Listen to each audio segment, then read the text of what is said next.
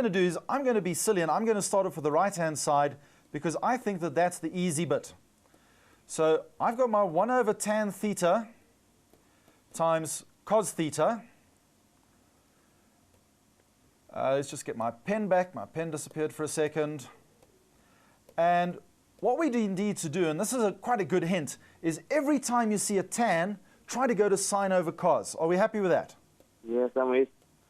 All right, so tan I'm going to write as my sine theta over cos theta, and that's going to be times cos theta.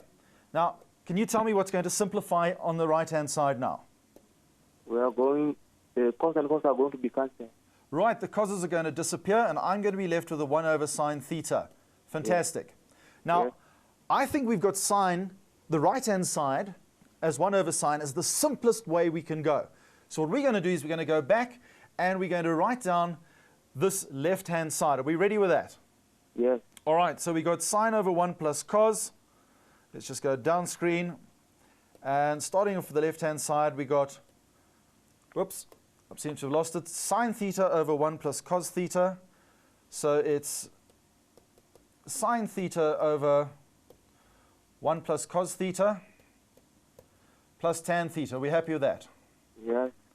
All right, now, what are we going to do with tan theta? What's our hint? Whenever we see a tan, what are we going to go to?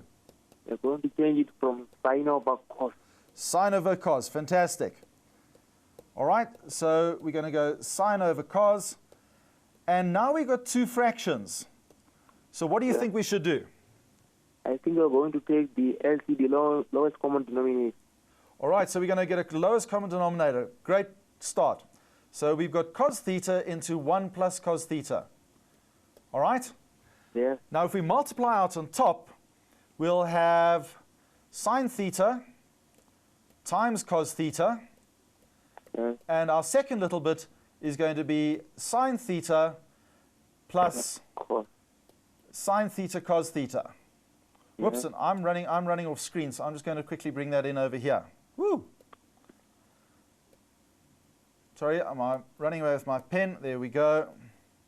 And that's going to be sine theta cos theta. So, what can we see from this? It's like the compound angle. Okay, now, what we must realize is that I quickly made a mistake. When I was writing this down, I made an absolute hash of writing that first thing down, that part of the question, because it was 1 over tan theta. Yes.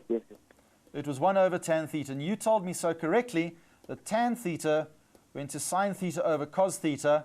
So what I'm going to do is get rid of this complex fraction now. All right?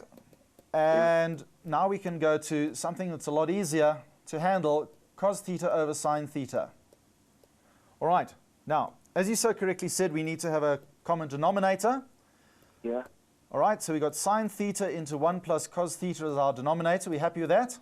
Yes, I'm with. Right, I'm going to multiply this out now. I've got sine squared theta plus cos theta plus cos squared theta. Yeah. All right, now, I'm sure you can suddenly see something happening when we put those two things together, can't you? Yes, I'm with. Because sine squared theta plus cos squared theta is equal to 1. So fantastic. On top, we can reduce that with our identity and make 1 plus cos theta over sine theta into 1 plus cos theta. And what's going to happen now? 1 plus cos theta and 1 plus cos theta are going to be cancelled. Fantastic. And I'm left with 1 over sine theta, which is what we had on the left-hand side. Yes. And there we've done it. We've proved our identity. Yeah. All right. Let's just go back just one tick. The one thing we always have to remember, when we have tans, what are we going to be reducing them to? From sine over cos theta. Absolutely fantastic. And you'll notice that that happened a couple of times. We have to use tan to go sine over cos. Okay. All right. You happy with the answer there? Yes, I'm happy. All right. Fantastic. Good luck. And we're going to slip to a short ad break before we have our next question.